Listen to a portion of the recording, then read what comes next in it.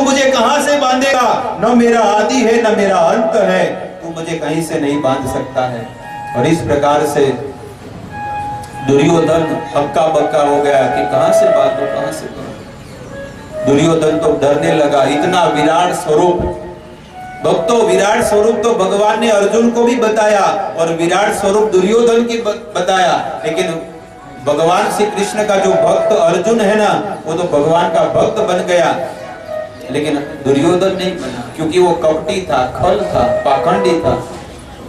इस प्रकार से जब पांडवों के पास आए और कुंती महारानी को कहा कि दुर्योधन तो मना कर रहा है, तब कुंती महारानी ने कहा कि उठो बेटा, और द्रौपदी की जो लाज लुटी जा रही थी, और मैंने आपको जन्म दिया है तो आप वीर हो, तो आपको युद्ध करना ही करना है। और ऐसा कह के कुंती महारानी ने कहा अब तो युद्ध अवश्य होगा, और युद्ध प्रारंभ हुआ। सब युद्ध के सब नियम महाभारत में पूरा वर्णन है कि युद्ध के सब नियम बनाए गए। भीष्म देव ने और द्रोणाचार्य ने, धृतराष्ट्र महाराज ने और सभी लोगों ने मिलकर सब युद्ध के नियम बनाए।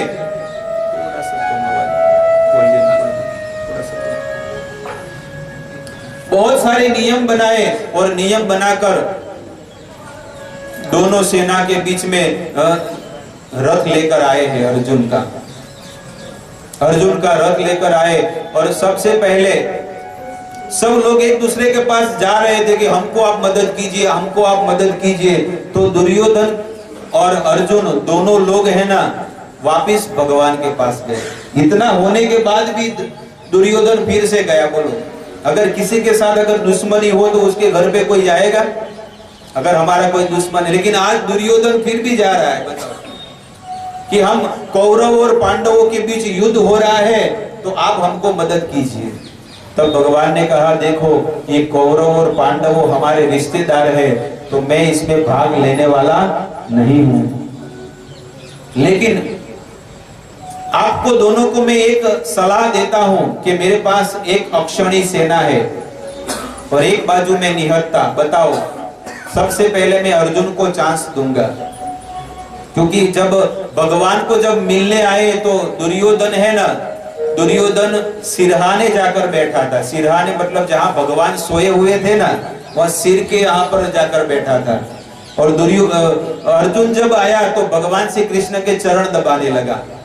तो जैसे ही आंख, कोई सोया हुआ व्यक्ति है, आंख खोलेगा तो किसका दर्शन होगा? जो चरणों के पास है उसका पहले होगा ना, सिर के पास होगा वो तो बाद में करेंगे। तो अर्जुन को कहा अर्जुन तू, तब पीछे से आवाज आई कि द्वारकाधीश मैं भी आया हूं। अरे समधी जी आप भी आए हो? दुर्योधन को कहा आप भी आए हो? हाँ आप भी आया। ठीक है, दोनों ने प्रस्ताव रखा कि हमारा कौरव और पांडवों के बीच युद्ध हो रहा है, तो आप हमको हेल्प कीजिए। तब भगवान ने कहा देखो, ये हमारे रिश्तेदारों के बीच युद्ध हो रहा है, इसलिए मैं इस युद्ध में भाग नहीं लूंगा। और बलराम जी ने भी नहीं लिया, कृष्ण बलराम ने नहीं लिया। लेकिन कृष्ण ने कहा कि एक बाजू मेरी एक अक्षौणी सेना है और एक बाजू में निहत्था, मैं अस्त्र शस्त्र नहीं उठाऊंगा, ये मेरा वचन है। तब अर्जुन को पहला मौका दिया गया। अर्जुन ने कहा कि ठीक है, मुझे कृष्ण चाहिए। मुझे कौन चाहिए? मुझे कृष्ण चाहिए। दुर्योधन तो उसके हृदय में फड़फड़ाहट होने लगी, सेना नो मांग ले, लेकिन अर्जुन ने तो कृष्ण को मांगा। और यहाँ पर दुर्योधन ने कहा तो द्वारिकाधीश सेनापति को आज्ञा दीजिए, मैं तो जा रहा हूं। दुर्योधन तो खुश हो गया कि मुझे तो सेना मिल गई, मैं तो इसके लिए तो आया था। ये क्या करेगा सैंपल? कृष्ण ये युद्ध भूमि में खड़ा रहकर क्या करेगा? युद्ध में तो सेना काम लगती है ना। तो सेना को लेकर दुर्योधन चला गया और भगवान श्री कृष्ण अर्जुन को कहते हैं कि अर्जुन तुम पागल हो गए हो क्या? युद्ध में युद्ध करने के लिए सेना चाहिए, मैं तो आके खड़ा रहूंगा। तब भगवान ने जब अर्जुन को कहा, तब अर्जुन ने कहा हे प्रभु आप कुछ मत कीजिए, बस आप मेरे रथ की डोर संभालना। आप मेरे रथ के सारथी बनना। कृष्ण तमे छो मारा जीवन रथ ना सारथी। कृष्ण आप मेरे जीवन रथ के सारथी हो, और मेरा रथ नहीं, मैं मेरे जीवन के सब डोर, चाहे सुख हो या दुख हो, मैं सब आपको समर्पित करता हूं। अब सौंप दिया इस जीवन का सब भार तुम्हारे हाथों में। अब सौंप दिया इस जीवन का सब भार तुम्हारे हाथों में।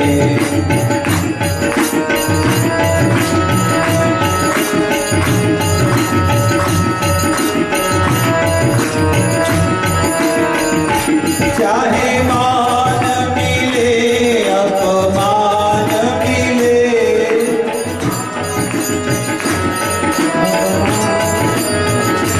चाहे मान मिले अपमान मिले,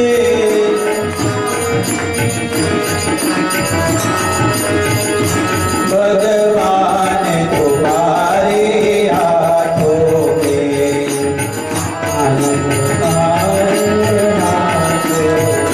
मैंने सौंप दिया इस जीवन का सब भार तुम्हारे हाथों में।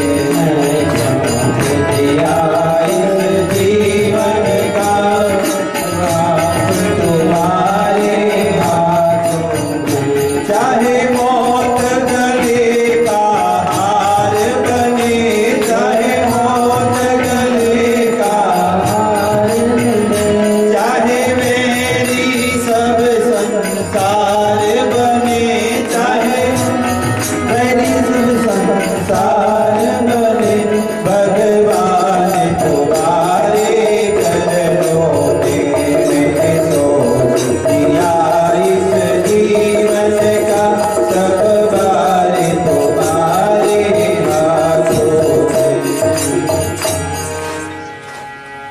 इस प्रकार से अर्जुन भगवान को प्रार्थना कर रहा है कि मैं मेरे जीवन की डोर भी मैं आपको समर्पित कर रहा हूं प्रभु। इस प्रकार से भगवान अर्जुन के रथ के सारथी बने, और दोनों सेनाओं के बीच में रथ लाया गया, और भगवान ने अर्जुन को मोहित कर दिया, और अर्जुन को मोहित करके कहा, अर्जुन को उंगली दिखा दिखा कर कह रहे हैं कि देखो अर्जुन, तुम्हारे सामने युद्ध करने के लिए कौन खड़े हैं? जिनके गोद में तुम बड़े हुए हैं वो तुम्हारे दादा भीष्म आज तुम्हारे सामने खड़े हैं। तुम्हारे चाचा के लड़के दुर्योधन और कौरव 100 कौरव वो भी आज सामने तुम्हारे सामने युद्ध के लिए खड़े हैं। जिनके शरण में रहकर तुम अस्त्र शस्त्र विद्या सीखे हो वे गुरु भी आज तुम्हारे सामने युद्ध करने के लिए द्रोणाचार्य खड़े हैं। और विश्व के बड़े बड़े राजा जिनको तुम अच्छा मानते थे वे सब तुम्हारे विपक्ष में सामने खड़े हैं युद्ध के लिए। और इस प्रकार से भगवान ने उंगली दिखा दिखा कर सबको कहा, अर्जुन को कहा कि देख लो तुम्हारे सामने युद्ध करने के लिए कौन कौन खड़े हैं। अर्जुन ने अपना गांडीव है ना वो नीचे उतार दिया और कहा मैं युद्ध नहीं करूंगा। तब भगवान ने कहा इतना सारा खर्चा क्यों करवाया? सब बड़े बड़े राजाओं को बुलाया पृथ्वी पर से और इतना बड़ा युद्ध का आयोजन किया। 64 करोड़ सेना थी और 64 करोड़ सेना के बीच यहाँ पर ऐसा चीज हुई। तब भगवान ने कहा तो क्या किया जाए? युद्ध को बंद कर दे। हाँ मुझे युद्ध नहीं करना है। अब तो मुझे कुछ मालूम नहीं पड़ता है कि मुझे क्या करना है। गुरु न हत्वा ही महानुभावा क्षेयो भोक्तुम भिक्षमपीह लोके। भगवत गीता में दूसरे अध्याय के 5 नंबर श्लोक में अर्जुन स्वयं कहते हैं कि आपने तो गीता में शास्त्रों में कहा गया है कि अपने गुरु का वध किया जाए, नहीं करना चाहिए। क्या आप आपके गुरु का कोई वध करोगे भगवान? तब इस प्रकार से एक तर्क किया, लेकिन अर्जुन ने कहा कार्पण्य दोषो अपहत स्वभाव पृच्छामि त्वाम धर्म सम्मूढ़ चेता यद श्रेयताम निश्चितम ब्रूहि तन्मे शिष्यस्ते हम शादी माम त्वम प्रपन्नम। हे कृष्ण, मैं आपकी शरण में आया हूँ, आप मेरे गुरु हैं और मैं आपका शिष्य हूँ, आप मुझे ज्ञान दीजिए कि मुझे क्या करना चाहिए। तब पूरा भगवत गीता का ज्ञान अर्जुन को दिया, शरीर और आत्मा का ज्ञान दिया और बहुत सारा उपदेश देकर अर्जुन ने कहा कि प्रभु मुझे आपका विराट स्वरूप देखना है। तब भगवान ने अपना विराट स्वरूप बताया और जैसे ही विराट स्वरूप बताया तब विराट स्वरूप में 33 करोड़ देवता उनको दर्शन हुआ, ब्रह्मा का दर्शन हुआ, शिव जी का दर्शन हुआ और जितने कुरुक्षेत्र की युद्ध भूमि में थे सब उनके मुंह में स्वाहा हो रहे थे, सब जल जल कर स्वाहा हो रहे थे। और इस प्रकार से अर्जुन को कहा कि हे अर्जुन, ये सब लोग अस्त्र शस्त्र लेकर सब लोग खड़े हैं, लेकिन 18 दिन के मेहमान हैं, 18 दिन के बाद एक भी नहीं रहेगा, सब मेरे मुख में स्वाहा होने वाले हैं। वैसे ही संसार में भी सब लोग यहाँ से बाइक लेकर जा रहे हैं, कोई कार लेकर जा रहा है, कोई पैदल जा रहा है, लेकिन सब वो वहां पर 18 दिन के मेहमान थे और यहाँ पर 50 साल के मेहमान हैं। लेकिन 50 साल के बाद मृत्यु तो निश्चित है, गारंटी है। अर्जुन ने कहा कि आप ऐसे रूप में कौन है? तब भगवान ने कहा कालोस्मि लोक क्षय कृत प्रवृत्तो, हे अर्जुन मैं काल हूं और इस संसार के सब जीवों को खाने आया हूं। आपके जीवन में अगर 30 साल चले गए तो आप कमर तक भगवान ने आपको काल ने खा लिया है। कोई 40 साल का है तो यहां तक खा गए भगवान काल, कोई 50 साल का है तो छाती तक, वक्षस्थल तक, कोई 60 साल का है तो गले तक, कोई 70 साल का है तो यहां तक, और फिर धीरे धीरे मौत आ जाएगी।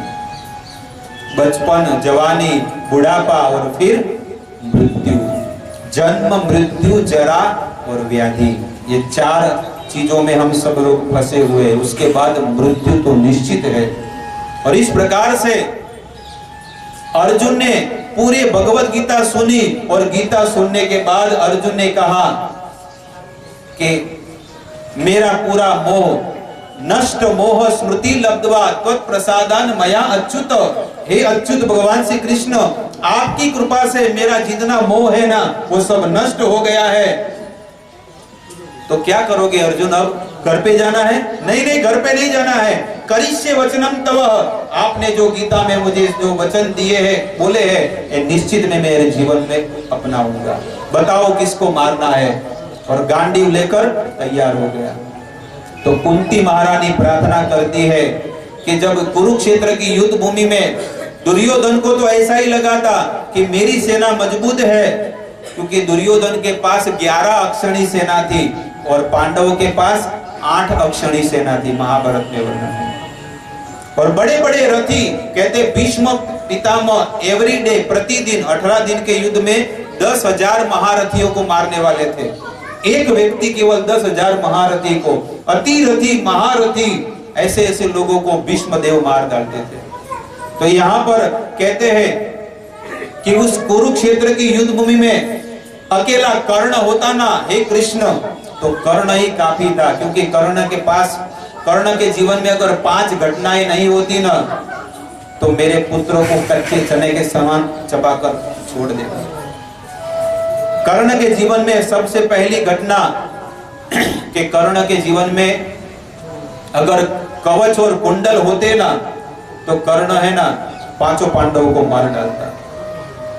लेकिन भगवान श्री कृष्ण ने एक एक दाव, कैसे ना दाव पेच खेलकर कैसे भी करके अपने भक्तों की रक्षा की, चाहे धर्म करना पड़े या अधर्म करना पड़े, लेकिन अपने भक्तों की भगवान ने रक्षा की। न मे भक्ता प्रणश्यति, मैं मेरे भक्त का कभी विनाश होने देता नहीं हूं। और भगवान ने इंद्र देवता को बुलाया और इंद्र देवता को कहा ये अर्जुन कौन है? अर्जुन तो मेरा बेटा है, तो आपके बेटे की रक्षा करनी है कि नहीं? हाँ करनी है। तो जाओ कर्ण के पास और कर्ण को जाकर कवच और कुंडल लेकर आओ।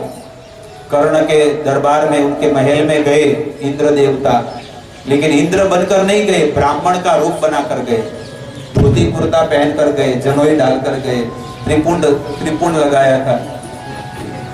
इस प्रकार से ब्राह्मण का रूप लेकर गए, सभी को दान दक्षिणा दिया और अंत में जब ये ब्राह्मण आए तो कहा कि आपको क्या चाहिए? कर्ण ने कहा, तब उस ब्राह्मण ने कहा, अगर आप देना चाहते हैं तो मुझे एक चीज दीजिए, आप जो मांगोगे मैं दूंगा, आपके कवच और कुंडल मुझे दीजिए। कर्ण ने अपने कुंडल निकाले और कवच जो छाती पर लगा था ना, अपनी तलवार से नोक से पूरा छाती को फाड़ के अपना कवच भी दे दिया। और जैसे ही इंद्र वो लेकर जा रहा था, तब कर्ण ने कहा कि मैं नहीं जानता हूं कि तुम कौन हो, तुम इंद्र हो, मैं जानता हूं, अगर मैं चाहूं तो मैं आपको नहीं दे सकता, लेकिन तुम ये जो वस्त्र पहनकर आए हो ना, इसकी मैं मर्यादा करता हूं। तुमने ये ब्राह्मण के वस्त्र पहने हैं ना, इसकी मैं मर्यादा करता हूं, जाओ मैं तुम्हें दे देता हूं दान में। इस प्रकार से कवच और कुंडल दान में दे दिया। और कर्ण के पास 5 बाण थे, 5 बाण, और 5 बाण है ना पांडवों के लिए कर्ण ने रखे थे। और कर्ण ने 5 बाण रखे थे। तब कुंती महारानी को शिविर में जाकर, क्योंकि कर्ण ने कहा था कि कल सुबह में 5 पांडवों को मार डालूंगा, तब भगवान तो सब कुछ जानते हैं। भगवान ने कुंती को कहा कि कुंती महारानी को कहा, बुआ कुंती जी, कहा कि आप जाकर वो भेद खोल दो। कौन सा भेद? कर्ण का भेद। और कर्ण की शिविर में जाओ और आपका जो ये जो भेद है ना पूरा खोल दो। और कुंती महारानी कर्ण की शिविर में गई और पूरा जो भेद है ना वो खोल दिया। और भगवान ने कहा, जब कर्ण आपके चरण पकड़ेंगे और कहेंगे कि मांगो आपको क्या चाहिए, तो क्या मांगना है? 5 बाण। इस प्रकार से कुंती महारानी कर्ण की शिविर में गई रात में, और जैसे ही कर्ण की शिविर में गई, कर्ण को पूरा भेद खोल दिया। बेटा तुम कहते हो ना कि मेरी कोई माँ नहीं है, तो उस अभागे बेटे की इस अभागी माँ है कुंती, मैं तेरी माँ हूँ बेटा। कर्ण की आंख में आंसू आ गए और कर्ण कुंती